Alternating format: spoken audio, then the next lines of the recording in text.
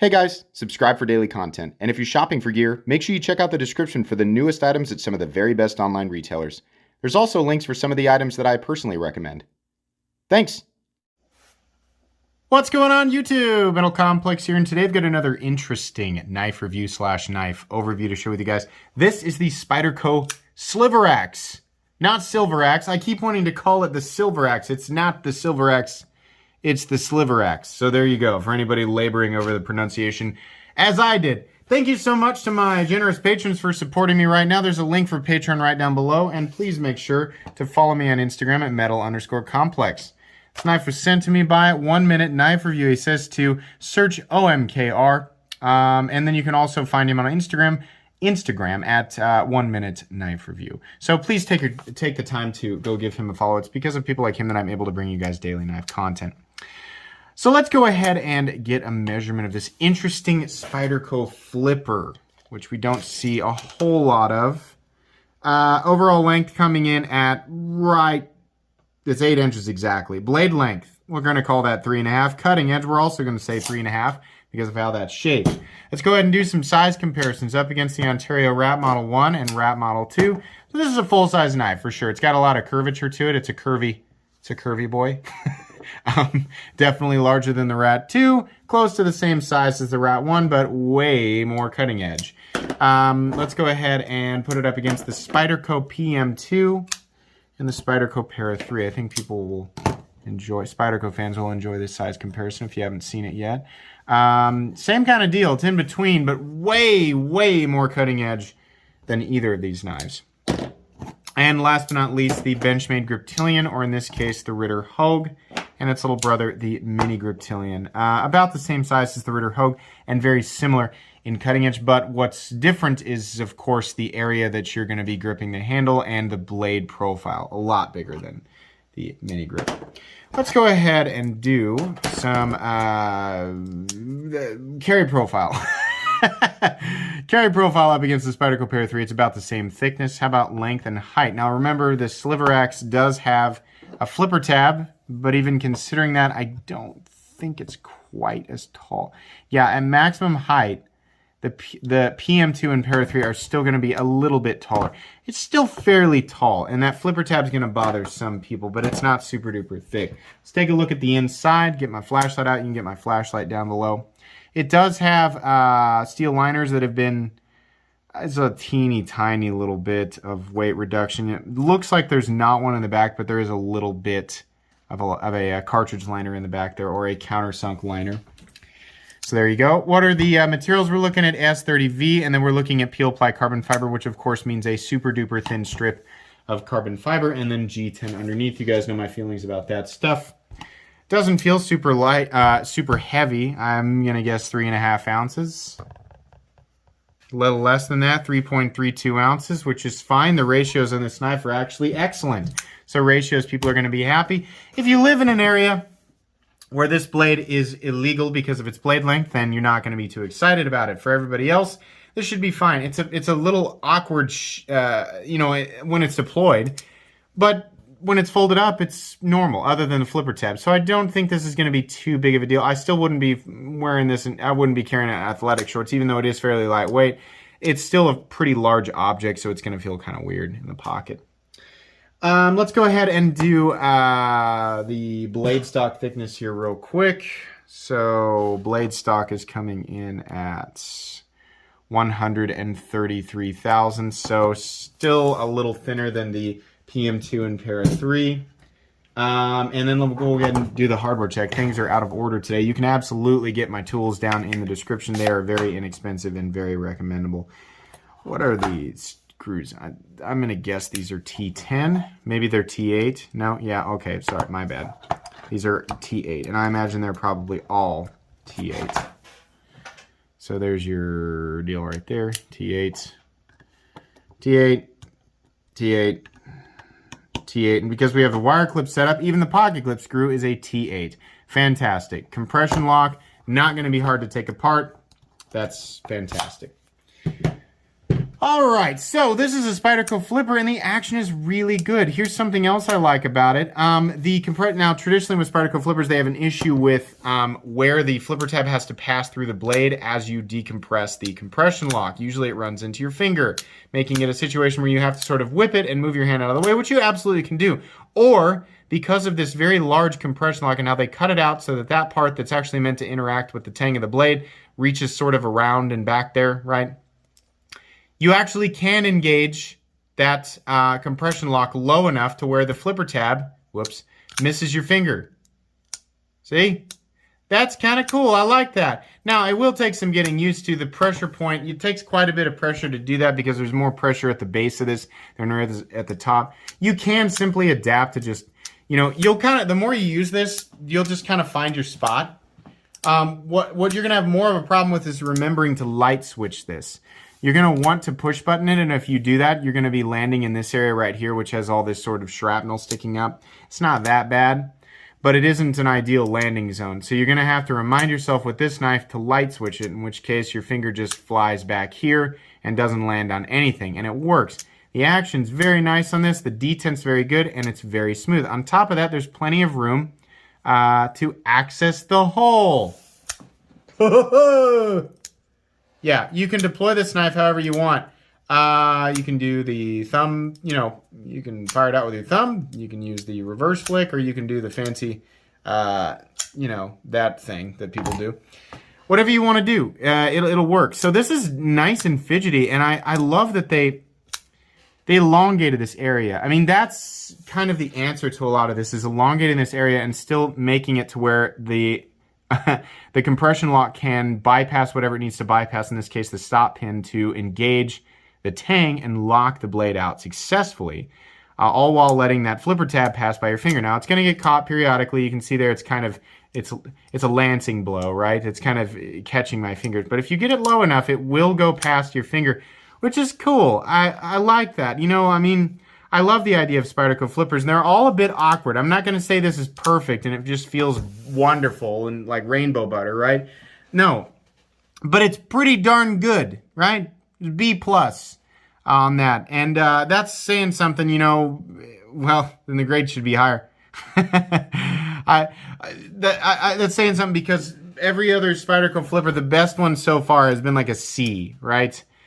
They just don't feel, in comparison with like how other flippers feel, right? Most of the time your flipper liner locks, your flipper frame locks, they work perfectly. Even your flipper button locks or your flipper axis locks, because there's nothing coming around to say hello to your index finger, right?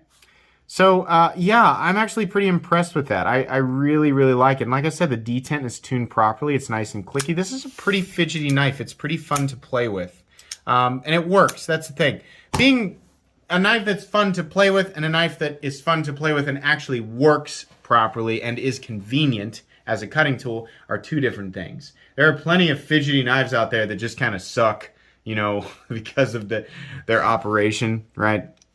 Or just awkward, like the button lock Elementum. That's kind of weird. It's neat, it's fidgety, sure, right? But it's kind of weird. I should point out that it's a little bit more tricky if you are left-handed, because you're going to be using your thumb. And as you can see there, I can do it. Maybe you'll be, I don't know why, sorry, I'm not left-handed. You can do it. It's just the way that you have to grip it is already awkward because you're kind of pinching it. Yeah, in most situations, if you are left-handed, you're probably still going to run into it. But if you're like me and you're right-handed, and this depends on how thick your fingers are, my fingers aren't super thick. It isn't catching. So that's kind of neat, but it's not going to affect everybody exactly the same way. But I do like how they did this. I think the answer to making this work is elongating the compression lock, and it's going to have to be back deeper down the spine, and then making it to where the tension isn't so massive that you can still do it, right? I think that's probably going to be the answer to making all of that work. It seems to work better in this design anyway. Peel-ply textured carbon fiber, barf. Make it all carbon fiber and then charge me what you want to charge me. Or make it all G10 and charge me less. I hate this stuff. But it's fine. Will it function? Of course it will. It's plenty durable. I just don't like that it's the combination of two things. CPM S30V. All right. It seems like Spyderco is slowly transitioning into Maybe S45VN is taking the place of S30V, but is S30V still a good steel? Oh, yeah, guys, yeah. Let's not sit here and, pretend that S45VN is this miracle, like, oh my gosh, it's that much better, all the way around. The attributes for an EDC steel, it's a little easier to sharpen. It's got a little more corrosion resistance, right? If we're talking edge retention, I believe S45VN and S30V, given how they are generally heat treated, will probably end up in exactly the same department, which is generally how people judge a steel anyway. Does it have better edge retention? Oh yeah, then it's a better steel. No, that's not how that works. It's a balancing act. Toughness, edge retention, hardness, corrosion resistance, ease of sharpening, which again goes with hardness, right? So, S30V, it's been around for a while, but does that mean that it's not an appropriate steel at this price point? No, it's perfectly fine. The blade is awesome. This fully flat ground, typical, it's just sort of, a variant of bird blade shape. Like I said, easy to manipulate with that hole, and there's nothing in the cutting path. There's no sharpening choil, but welcome to the world of Spyderco knives, right? They don't generally have sharpening choils. It doesn't get down to an unbelievably thin edge, but it does taper pretty well. I mean, this is because of the fully flat ground blade and because Spyderco knows how to grind a blade and how to heat treat a blade. Yeah, it's going to perform really well. And this is really comfortable. You have pretty much one lock-in position, and you are definitely locked in. Your finger is not going up on that edge. So if that's ever been a problem for you, yeah, because of how that is set up right there, it's not going up there. You can feel the pocket clip. I'm always hesitant to call the wire clip a hot spot because it's perfectly rounded all the way around, just like a paper clip, right? So you're going to feel it. You're going to feel it less if you're wearing gloves, but it's fine. Everything here is good. This model is made in Taichung, Taiwan, which, as many of you are aware of, does an excellent job. Arguably, the most precision-made Spydercos are actually made in the Taichung, Taiwan area for Spyderco. And I love my American Spydercos, right? And I love home country manufacturing. But I can't deny that these are just incredibly high quality. They always have been. Or, well, not always, but here, I'd say within the last decade, they've really taken a jump in quality. Got some cool Rick Hinder style standoffs here. Nice beefy barrel spacers. Love the large fasteners. I just love that. There's a lanyard hole for God knows why, but there is, and it is prioritized over the pocket clip, which is very stupid. I really hate that. This should be up here. The pocket clip should be higher, and the lanyard hole should either not exist, which is ideal, or there should be a tiny slot milled out back here for people who really have to have lanyards on their knives. And it's fine. If you like lanyards, it's all right. You don't have to listen to me.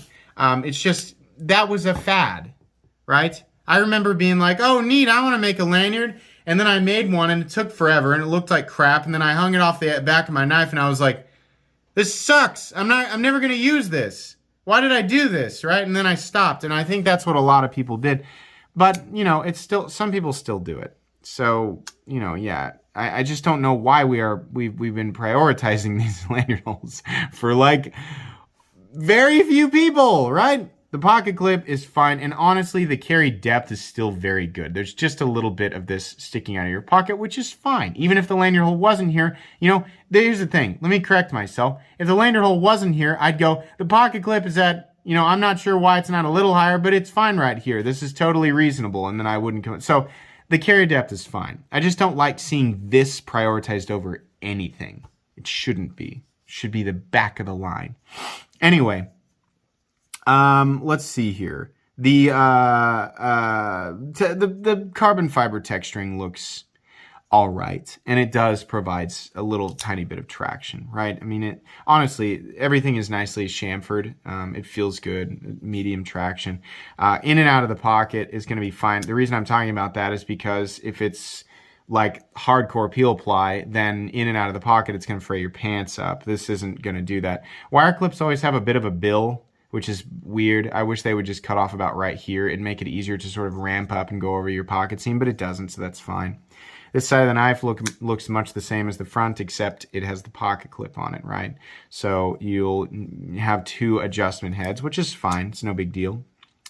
Yeah, other than that, though, I mean, what we have here for the stop pin is, well, a stop pin. It's up here. There's no shouldering, which is okay. The lockup on this guy, well, it's a compression lock, so it's locking up. What does it look like? 50%. That's where most of them lock up, so that's fine. There's no stick at all. Nothing. Your mileage may vary with that. And this appears to be dead on center, so that's great. What do they want for this knife? They want $177. That's pretty typical for Taichung Taiwan Spydercos, right? Some pretty heavy competition in terms of materials out there, right? S30V, and I mean, this is basically G10. I'm not gonna have anybody tell me, well, it is peel ply. You paid a little extra for that sticker. It's not a sticker. It's just a very thin strip of carbon fiber. No. 177 bucks is fine. Truthfully, this knife is recommendable. I like it. I think it's one of the best Spyderco flippers out there. And the design is good. It's weird looking, right? Some people are going to look at it and go, no, that looks super weird. That looks like is it a treble clef? It just looks odd, right? I mean, but that's Spyderco. But ergonomically, functionally, yeah, it's great. The pocket clip, again, you can feel it, but it's fine. Little quirks being, you got to keep your finger way back here to get it to pass, but it's okay. And if you're left-handed, it's pretty much not going to work. But yeah, I like this a lot. I think it's a great design, very functional. I think this is an excellent EDC, and the ratios are all really good.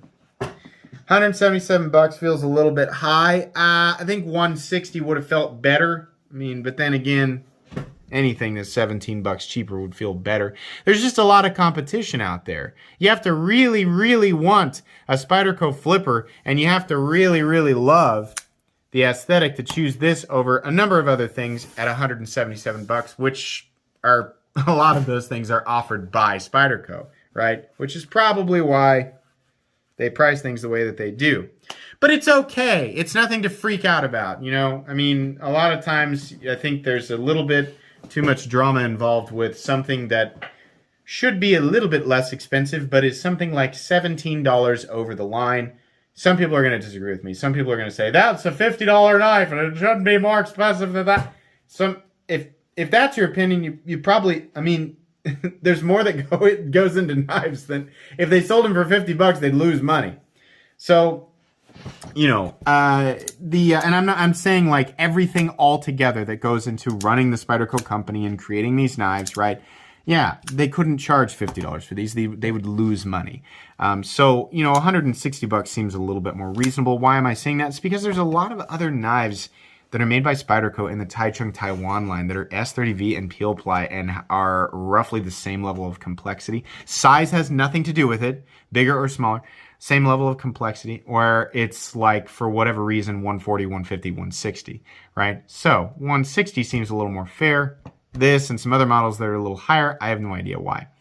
But it's still recommendable. I still think it's a reasonable price. It's not insane. If they wanted 200 plus for this, I'd be like, whoa, hey, right? It's not insane. It's just, eh. But yeah, is it a recommendable knife? Yeah, it is. I like this one. I was impressed by this. I didn't think that I would like it very much. I thought it would just be like another, well, it's a weird Spyderco and it's got a flipper that doesn't really work. But no, the flipper actually works on this guy. So yeah, I'll link this guy right down below. You can pick it up if you'd like to. But that's going to be pretty much it today, guys. This will be going in my most recommended knives playlist as well as my Spyderco knives playlist, which you can check out if you'd like.